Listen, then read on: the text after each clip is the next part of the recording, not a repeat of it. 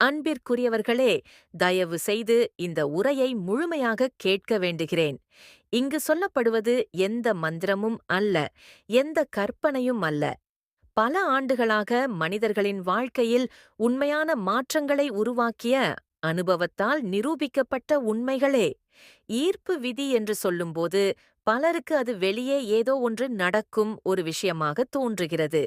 ஆனால் உண்மையில ஈர்ப்பு விதி என்பது வெளி உலகத்தை மாற்றும் ஒரு சக்தி அல்ல. அது நம்மை உள்ளிருந்து மாற்றும் ஒரு நடைமுறை. மேனிஃபெஸ்டேஷன் என்றால் நினைத்தால் உடனே கிடைக்கும் என்பதல்ல. மேனிஃபெஸ்டேஷன் என்றால் ஒருவர் உள்ளுக்குள் யாராக மாறுகிறாரோ அந்த மாற்றத்தின் விளைவாக வாழ்க்கை பதிலளிப்பது. நப்போலியன் ஹில் எழுதிய திங்க் அண்ட் க்ரோ ரிச் என்ற புத்தகத்தில் எட்வின் சி பார்ன்ஸ் என்ற மனிதனின் உண்மை கதை பதிவு செய்யப்பட்டுள்ளது. பார்ன்ஸ்க்கு பணமும் இல்லை, பதவியும் இல்லை. ஆனால் அவனிடம் ஒரு விஷயம் மட்டும் தெளிவாக இருந்தது. அவன் தாமஸ் எடிசனுடன் வேலை செய்ய வேண்டும் என்ற உறுதியான நம்பிக்கை. அந்த நம்பிக்கையின் அடிப்படையில் அவன் தொடர்ந்து செயல்பட்டான்.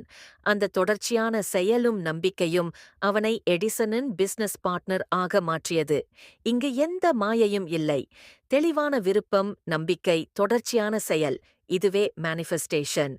ஜோசப் மர்ஃபி எழுதிய the power of the subconscious mind என்ற புத்தகத்தில் ஆழ்மனம் எப்படி செயல்படுகிறது என்பதை பல உண்மை நிகழ்வுகள் மூலம் விளக்கியுள்ளார். ஆழ்மனம் வாதம் செய்யாது. நாம் மீண்டும் மீண்டும் நம்பும் விஷயங்களை அது உண்மையாக ஏற்றுக்கொள்கிறது. ஒருவர் அமைதியான நிலையில் தொடர்ச்சியாக நேர்மறையான எண்ணங்களை விதைத்தால் அவனுடைய நடத்தை, முடிவுகள், வாழ்க்கை பாதை மெதுவாக மாறத் தொடங்குகிறது. இது கற்பனை அல்ல, மனித மனத்தின் இயல்பு. விஷுவலைசேஷன் என்பது கற்பனை செய்வது அல்ல. மேக்ஸ்வெல் மால்ட்ஸ் எழுதிய சைக்கோ சைபர்நெட்டிக்ஸ் புத்தகத்தில் ஒருவர் தன்னை எப்படி பார்க்கிறாரோ அதற்கேற்ப அவன் நடத்தை தானாக மாறும் என்று விளக்குகிறார். ஒரு மனிதன் தன்னை அமைதியான, தெளிவான, நம்பிக்கையுள்ள மனிதராக உள்ளுக்குள் உணரத் தொடங்கினால் அவனுடைய செயல்களும் அதற்கேற்ப மாறுகின்றன. இங்கு ஒரு உண்மையை மிக மரியாதையுடன் தெளிவுபடுத்த வேண்டும். செயலில்லாமல் எந்த மாற்றமும் நிகழ்வதில்லை. எல்லா நிரூபிக்கப்பட்ட புத்தகங்களும் இதையே சொல்கின்றன. நப்போலியன் ஹில் முதல் ராண்டா பெர்ன் வரை அவர்கள் அனைவரும் கூறுவது ஒன்றே. உணர்வு மற்றும் கற்பனை சரியான செயலை உருவாக்க வேண்டும். செயல் இல்லையெனில் விளைவும் இல்லை. ஜேம்ஸ் கிளார்க் எழுதிய ஆட்மிக் ஹாபிட்ஸ் புத்தகத்தில் ஒரு முக்கியமான கருத்து கூறப்படுகிறது. ஒருவர் இலக்குகளை மட்டும் விரும்பினால் போதாது, அந்த இலக்கை அடையக்கூடிய மனிதராக மாற வேண்டும்.